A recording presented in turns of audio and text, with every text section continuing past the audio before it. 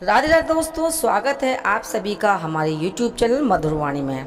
दोस्तों, आज की कहानी का प्रसंग है चाहे कुछ भी हो जाए, ये 3 चीज़ें बेटी अपने मायके से ससुराल लेकर नहीं जाए, वरना पति मर सकता है। तो दोस्तों, आज की इस कहानी को हर माँ बाप और बेटी सुने, क्योंकि एक पारिवारिक कहानी है और शिक्षाप्रद कहानी है। तो दोस्तों, शुरू करते हैं इस कहानी को। लेकिन इस कहानी शुरू करने से पहले अगर आप चैनल पर पहली बार आए हैं तो चैनल को सब्सक्राइब करें, वीडियो को लाइक करें और बेल आइकन प्रेस करना ना भूलें, जिससे कि हर नई वीडियो का नोटिफिकेशन सबसे पहले आपके पास पहुंचे। तो दोस्तों, एक गांव में एक सेठ जी रहते थे। उनकी एक बेटी थी। वो सेठ जी अपनी बेटी से बहुत प्रेम करते थे, इतना प्रेम कि उसकी हर जिद वो पूरी कर देते थे।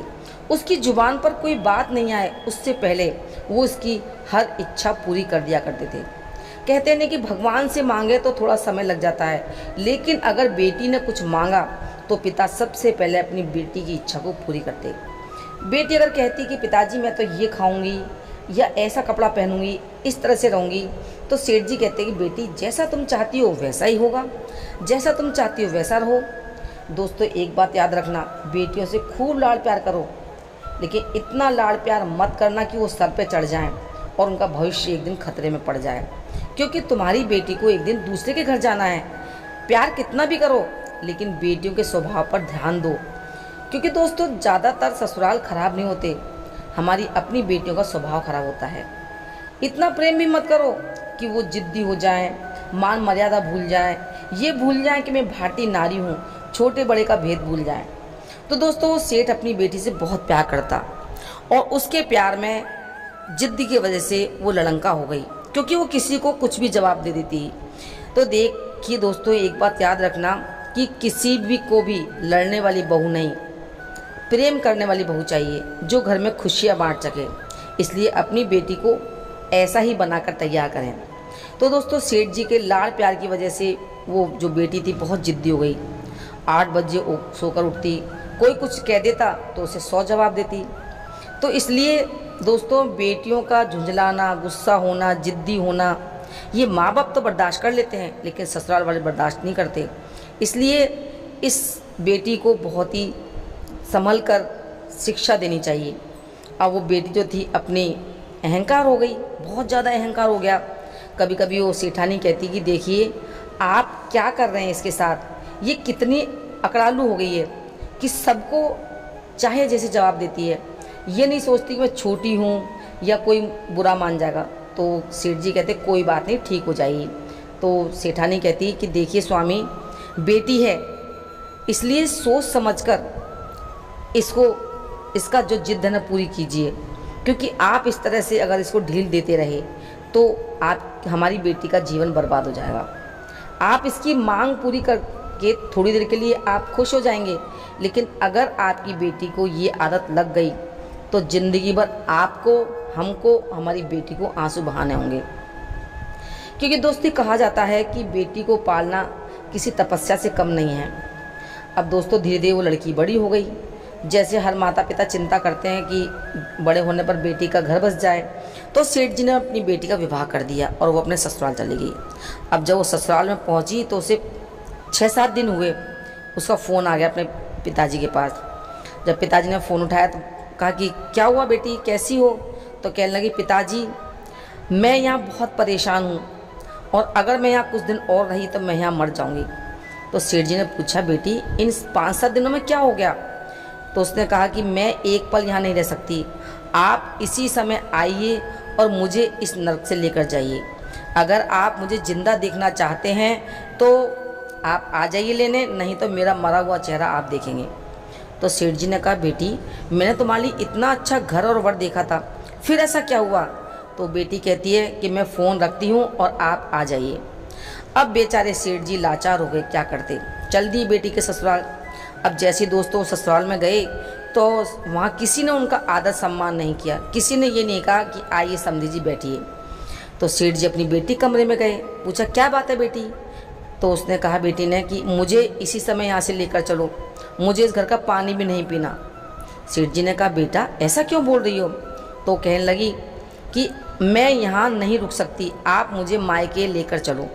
सेठ जी ने कहा बेटी एक मिनट रुको, मैं तुम्हारी सास से पूछ लेता हूँ। तो बेटी कहती है, देख क्या कहती है, क्या पूछना उस चुड़ैल से, अरे उस बुढ़िया के कारण मैं दुखी हो रही हूँ। तो सेठ जी ने कहा बेटी रुको तो सही, एक बार मैं पूछ कर आता हूँ। फिर वो पिता जो था बेटी की सास के पास गए, बोले बहन जी मैं आया हूँ। सास ने कहा हाँ दिखाई दे रहा है कि आप आए हुए हैं, ऐसा कौन सा तीर मार दिया आपने। तो सेठ जी कहते बहन जी मैं अपनी बेटी को ले जाना चाहता हूँ। तो सास कहती है इसी समय ले जाओ, तुमने ऐसी बहू दी है हमें, तुम्हारी इस बेटी ने हमारा जीना हराम कर दिया, ऐसी बहू हमें नहीं चाहिए। सास ने जब ऐसा कहा तो सेठ जी का सिर नीचे झुक गया और बेटी की गलती की वजह से वो शर्मिंदा हुए और बेटी को लेकर चल दिए। फिर उन्होंने पूछा कि बहन जी मैं कुछ दिनों में भेज दूंगा। सास ने कहा कभी मत भेजना इसको, इसके लिए यहाँ का दरवाज़ा हमेशा के लिए बंद है। तो पिताजी समझ गए कि बहुत बड़ी गड़बड़ हो गई है। अब पिता अपनी बेटी को लेकर चल दिए। रास्ते में पिता ने बेटी से पूछा एक बात बताओ बेटी, ये झगड़ा हुआ कैसे। तो कहती है कि पिताजी आपने मेरी शादी क्यों की, इससे अच्छा तो मैं कुंवारी रहती, आपने तो मुझे फंसा दिया। सेठ जी ने पूछा बेटी चिंता मत करो, सब ठीक हो जाएगा, तुम ये बताओ कि तुम्हारी सास कैसी है, मतलब उनका स्वभाव कैसा है। तो वो कहती बेटी अरे आप नहीं जानते, एक नंबर की चुड़ैल है। तो पिता ने पूछा अच्छा तुम्हारे ससुर कैसे हैं। तो कहती ससुर तो बिल्कुल राक्षस है, राक्षस। फिर पिता ने पूछा अच्छा बताओ तुम्हारे जेठ कैसे हैं। तो कहती पिताजी जेठ तो मेरे बेवकूफ़ हैं। पिता ने पूछा अच्छा और देवर। तो वो बेटी कहती है कि पिताजी एकदम आवारा है, सारे दिन घूमते रहते हैं। तो पिता ने पूछा अच्छा बताओ तुम्हारी ननद कैसी है। तो वो कहती है बेटी कि वो तो एक नंबर की चुगलखोर है। पिताजी ने कहा बेटी अच्छा बताओ तुम्हारे पति कैसे हैं। तो जानते हो क्या कहती है, वो तो साक्षात यमराज हैं। अब पिता ने सोचा कि सभी के बारे में उल्टा सीधा बोल रही है। फिर पिता ने पूछा अच्छा तुम्हारे पड़ोसी कैसे हैं। तो बेटी कहती एकदम लुच्चे लफंगे हैं। पिता समझ गए कि एक आदमी गलत हो सकता है, दो गलत हो सकते हैं, लेकिन सभी गलत हो ये तो नहीं हो सकता। अब पिता ने सोचा कि गलती मेरे उनके ससुराल वालों की नहीं है, गलती मेरी बेटी की है, क्योंकि सभी के लिए बुरा बोल रही है। तो बेटी कहती कि पिताजी अब मैं कभी ससुराल नहीं जाऊंगी। तो पिता कहते हैं अच्छा बेटी ये तुम्हारे पिता का घर है, आराम से रहो मत जाना। फिर पिताजी अपनी बेटी को अपने घर लेकर आए सेठ जी। तो जैसे ही भाभी ने देखा तो पीछे मुंह फेर लिया और अंदर जाकर उसने सामान रखा अपना। अब थोड़े दिन तो दोस्तों आराम से निकल गए। तो पड़ोसी जो थे उससे कहते हैं अरे तुम्हें दामाद जी लेने नहीं आए, कितने दिन हो गए। सहेलियाँ मिलती तो वो यही पूछती है अरे जीजा जी लेने नहीं आए, कितने दिन हो गए उनके तुम्हें और तुम यहीं पर हो। अब वो जो बेटी थी सेठ जी को कहीं जहाँ जाती सब यही पूछते तुम्हें कहीं छोड़ तो नहीं दिया, तुम्हारे ससुराल वाले तुम्हें लेने नहीं आ रहे। अब तो दोस्तों उसका जीना दुश्वार हो गया, क्योंकि सहेलियाँ रिश्तेदार गांव वाले जो मिलते सब यही पूछते। अब उसे समझ में आ गया, उसने सोचा कि गांव वाले रिश्तेदार मुझे जीने नहीं देंगे। तो धीरे धीरे अब ये पूरे गांव में एक चर्चा का विषय बन गया कि उनकी जो सेठ जी है, वो सेठ जी है ना, उनकी बेटी ससुराल नहीं जा रही, ऐसा लगता है कि इसे छोड़ दिया है। सब कहते थे अरे हमें तो मालूम था कितनी जिद्दी अकड़ूली थी, ऐसा होना ही था। एक दिन सेठ जी ने देखा दोस्तों कि वो बेटी जो थी उदास बैठी हुई थी। सेठ जी ने अपनी बेटी से पूछा क्या बात है बेटी।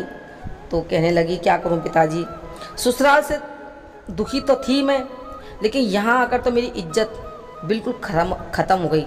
जहाँ देखो वहीं वो लोग मुझे शक की निगाहों से देखते हैं। जो जिससे भी बात करो वो सबसे पहले यही पूछता है जीजा जी कब आएंगे, दामाद जी कब आएंगे। लोगों ने मेरा जीना हराम कर दिया, इससे अच्छा तो आप मेरी शादी ही ना करते। दोस्तों सेठ जी ने जब अपनी बेटी की बात सुनी तो उससे कहा बेटी मेरी एक बात मानोगी। तो बेटी ने कहा कहिए पिताजी। पिता ने कहा कि हमारे गांव में एक संत आए हुए हैं, बहुत बड़े और पहुँचे संत हैं, मैंने उनसे तुम्हारे बारे में चर्चा की थी। तो बेटी कहने लगी क्या कहा उन संत ने मेरे बारे में। तो सेठ जी कहते हैं उन्होंने मुझे एक मंत्र दिया है और कहा कि उस मंत्र का जाप अगर तुमने 6 महीने कर लिया तो तुम्हारा ससुराल मुट्ठी में होगा तुम्हारे। बेटी ने कहा कि मुट्ठी में होगा। पिता ने कहा हाँ बेटी, तेरा पति तेरे आगे पीछे घूमेगा, सास तेरे चरण दबाएगी। तो बेटी ने कहा सास मेरे पैर छुएगी। पिता ने कहा हाँ बेटी। उसने सोचा कि मुझे तो ऐसे ही ससुराल चाहिए था। उसने कहा और क्या कहा उन संत ने मेरे बारे में। तो सेठ जी ने कहा कि उस संत ने ये कहा कि इस मंत्र का जाप करना है। तो कहने लगी, पिताजी मुझसे इस मंत्र का जाप तो नहीं होगा, क्योंकि ये तो बहुत कठिन काम है, कोई सरल काम बताओ ना। तो पिता ने कहा, ठीक है बेटी, मंत्र का जाप मैं कर लूँगा, तुम साधना कर लेना। तो बेटी ने कहा, मुझे कैसी साधना करनी है? सेठ जी ने कहा कि तुम्हें सिर्फ इतना करना है कि 6 महीने तक किसी को कोई जवाब मत देना, किसी को कुछ मत बोलना, सिर्फ 6 महीने तक ये काम ईमानदारी से कर लेना। सेठ जी ने पूछा, तू तैयार है इसके लिए? तो बेटी ने कहा कि हाँ मैं तैयार हूँ, केवल 6 महीने की बात है।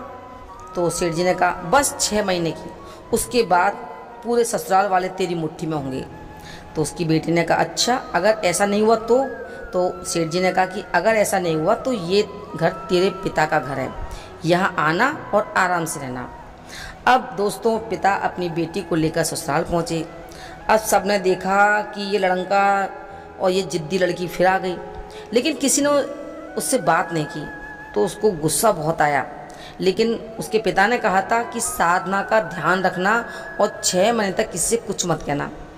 फिर उस बेटी का जो पिता था यानी सेठ जी अपनी बेटी की सास के पास गए और कहने लगे कि बहन जी मैं आपकी बहू को लेकर आया हूँ। सास ने कहा, क्यों लेकर आए हो? अरे ये हमारे घर को बर्बाद कर देगी, ये आपकी बेटी है, कैसी बेटी है, इसे ले जाओ, हमें कोई ज़रूरत नहीं इसकी।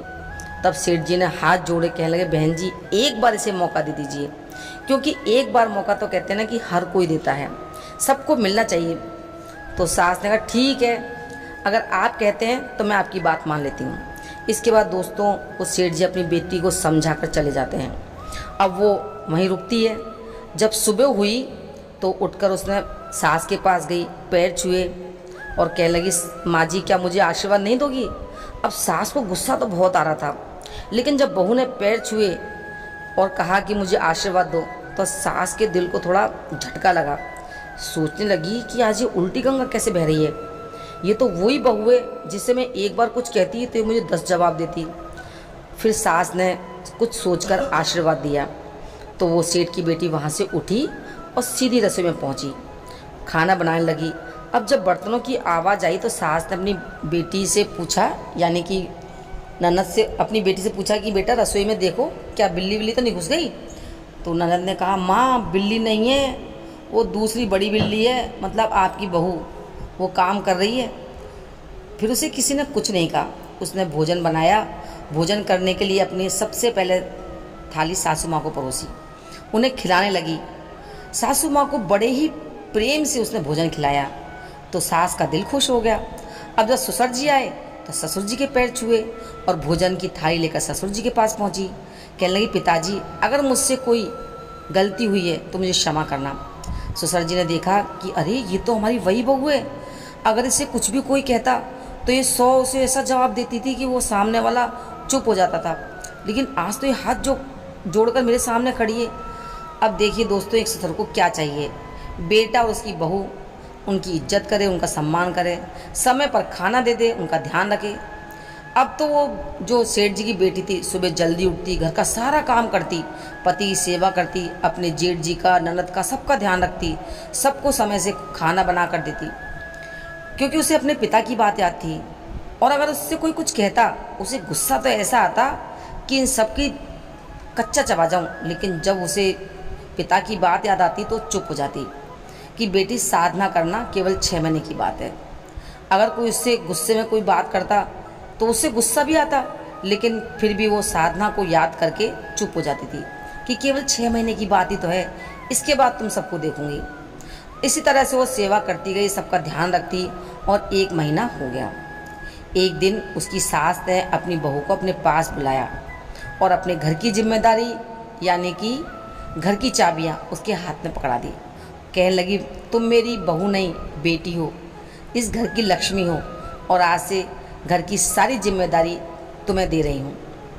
तो उसका दिल खुश हो गया और सास ने अपनी बेटे को भी बुलाया, कहा कि देखो ये तुम्हारी पत्नी है, आज के बाद तुम जो भी कमाओ वो मुझे नहीं अपनी पत्नी को ला कर देना, क्योंकि ये घर की बहू नहीं घर की लक्ष्मी है। अब ये घर की सारी जो जिम्मेदारी है वो यही उठाएगी। जब सास ने ये सब कहा दोस्तों तो उसका तो दिल खुश हो गया, ये वो फूले नहीं संभाली थी। सोचने लगी पिताजी ने सही कहा था, अरे साधना का प्रभाव तो 1 महीने में दिखाई देने लगा। पिताजी ने तो कहा था 6 महीने लगेंगे, लेकिन यहाँ तो 1 महीने में कमाल हो गया। अब तो उसके हाथ में पूरे घर की चाबी। सब लोग उसकी खूब प्रशंसा कर रहे थे। धीरे धीरे दोस्तों 2 महीने 3 महीने बीत गए। तो दोस्तों जब इतना टाइम हो गया तो उसके विचार बदल गए। उसके अंदर अपने ससुराल वालों के लिए प्रेम की भावना जाग गई। उसका स्वभाव अच्छा हो गया। अब एक दिन की बात, जब सावन का महीना था तो उसका भाई उसे लेने आया। कहने लगा कि माताजी मेरी बहन को भेज दीजिए।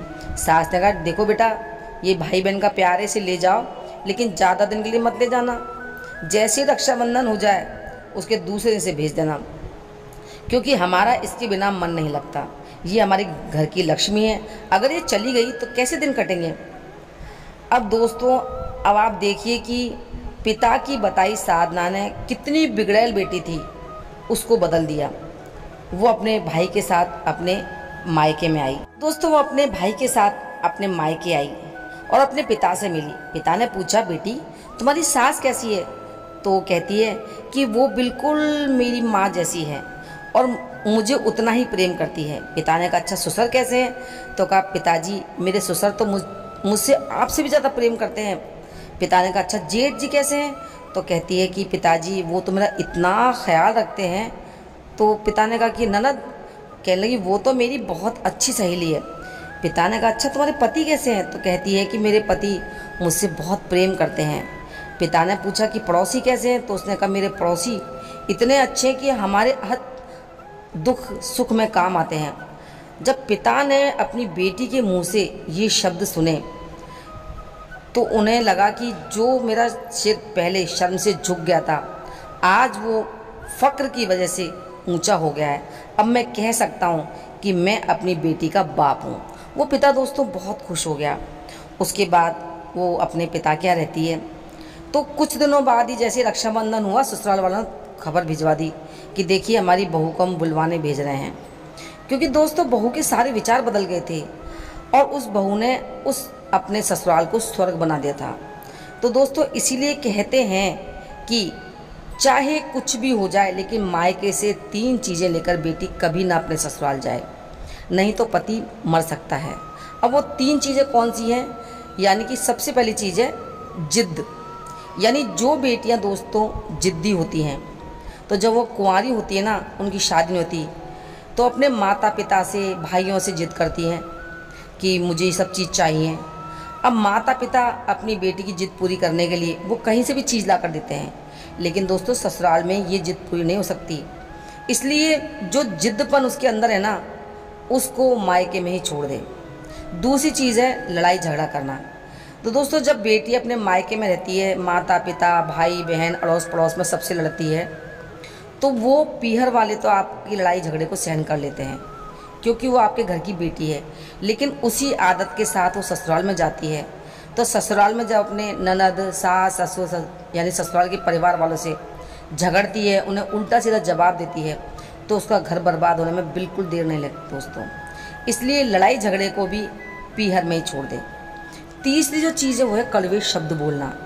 यानी कि आप जो भी बोलते हैं उसे सुनकर सामने वाला अगर गुस्सा हो जाए, दुखी हो जाए, यानी तुम उन्हें इतना सुनाओ कि सामने वाला तुमसे बोलना भी ना चाहे, तो ऐसे कोई अपशब्द माता पिता भाई भाभी से कहें जो बहुत कड़वे थे, तो वो फिर भी उसको सुन लेंगे, लेकिन ससुराल वाले आपके कड़वे शब्दों को बिल्कुल बर्दाश्त नहीं करेंगे और आपका घर बिगड़ने में देर नहीं लगेगी। उसमें ऐसा होता है कि जो पति है वो माता पिता भाई बहन और अपनी पत्नी इनके बीच में पिस जाता है। ना वो अपनी पत्नी से कुछ कह सकता और ना ही अपने परिवार वालों से। ऐसे में वो या तो वो बहुत ज़्यादा फ्रस्ट्रेशन में आ जाता है, उसकी मानसिक स्थिति खराब हो जाती है, वो बीमार भी होता है, कई बार उसकी मौत भी हो जाती है। तो दोस्तों अपनी बेटी को ऐसा बनाएं कि वो अपने घर में तो सुख दे, खुशी से रहे, सब में प्रेम बांटे, लेकिन जब ससुराल में जाए तो वहाँ जाकर भी वो अपने ससुराल वालों में खुशियाँ बांटे, सबसे प्रेम करें।